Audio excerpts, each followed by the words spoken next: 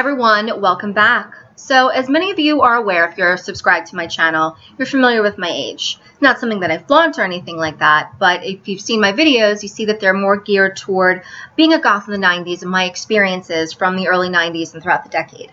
I try to cover everything from concerts, from clubs, to shopping, to fashion, anything that I can really think of to really paint a picture, because I want those that were there to reminisce, and for those who are too young to really get a good idea of what things were like.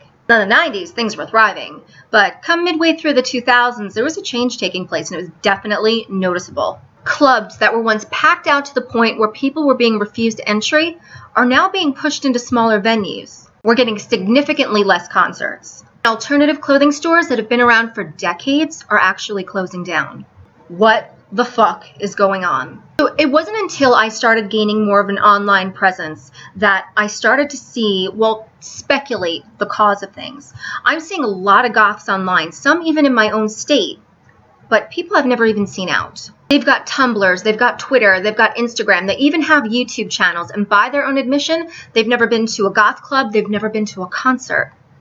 So I started reading their blogs, I'm watching their videos, and I'm trying to understand, why would they don these extreme fashions? Why would they go to this extreme length, do their hair, do their makeup, just to take photos and some YouTube videos and then just wash it all off? You put all the time and effort into that look, go out, be seen, have fun. It's a trend I was noticing amongst many. Not all, but a good chunk. And it was a trend I definitely did not and do not like.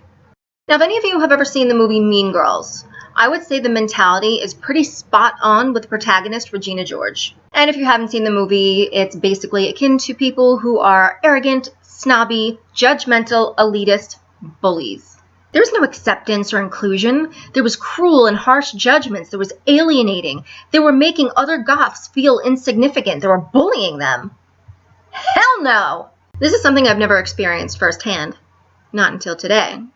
Now, I have a video of a goth transition, basically. It is a video of my transition from the age 13 to 18, so it's 1993 to 1998, and it's full of pictures and anecdotes. That's basically like a show and tell. I gotta say, I've really lucked out. I have some awesome subscribers, and the people that have commented on my channel, I've gotten to correspond with some really interesting people there, so I've had a run of really good luck. So today I get a comment that goes immediately into my held for review section. This is a section that is reserved for spam, but sometimes every now and again a comment will get pushed through there. But it was like YouTube's douchebag alert system was going off, and that's exactly what this comment was. It was from a douchebag. So let's have a look at the comment now, shall we? This comment is from April Von Zombie. April Von Zombie says, "You're a beautiful girl, but I was disappointed to find that you're simply that. 3 periods. A beautiful girl with black hair? 3 question marks. If I ran to you in public, I would never consider you a quote-unquote goth at all. To see what a true goth is, please check out Black Friday. This girl, her husband, and lifestyle is goth! 100%. Your tag will get you views, but any quote-unquote real goth clicks off after your second sentence. If you just seek social media attention, maybe you should pick up a different genre. 3 dots again. Good luck. What is with the triple punctuation, girl? Firstly, dear, I was trekking across 3 states to see Sisters of Mercy in Philadelphia in '97 when you were just an itch in your daddy's pants. So take a seat. Oh, I'm going to break this comment down piece by piece.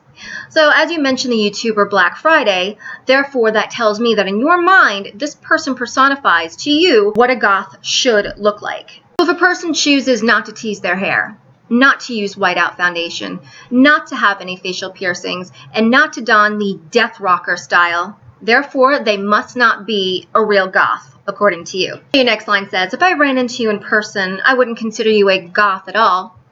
Let me tell you, darling, if I ran into you in person, I wouldn't consider you, period, because I'm not a judgmental bitch. Your tag might get you views, but any real goth would click off after your second sentence. So not only am I not a real goth, nor are my subscribers. And finally, if you just seek social media attention, perhaps you should find a different genre. Good luck. And the bridge troll has spoken!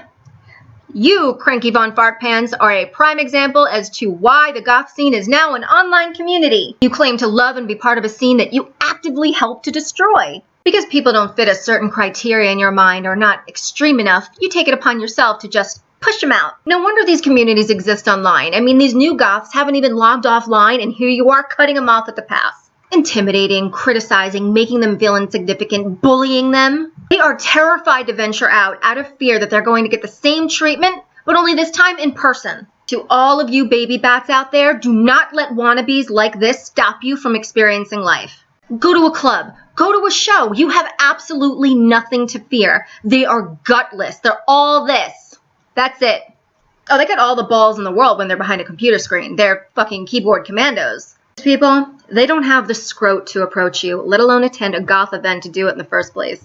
So many of you have expressed sadness for the loss of what the scene was because it was so epic. And then the rest of you, the younger ones, you expressed how upset you were that you weren't able to be there to experience it. Things don't have to be this way. First things first, you have to stop putting credence into the words of people like Cranky Von Ass Clown. I mean, sure, listening to Sisters of Mercy in your room is all fine and good, but dancing to it on a packed dance floor with like-minded individuals is fucking cathartic. Next time one of these elitist bullies pops up on your radar, remember, there are more of you than there are of them. Citizens of Jeff Follow the horse, that's the joke.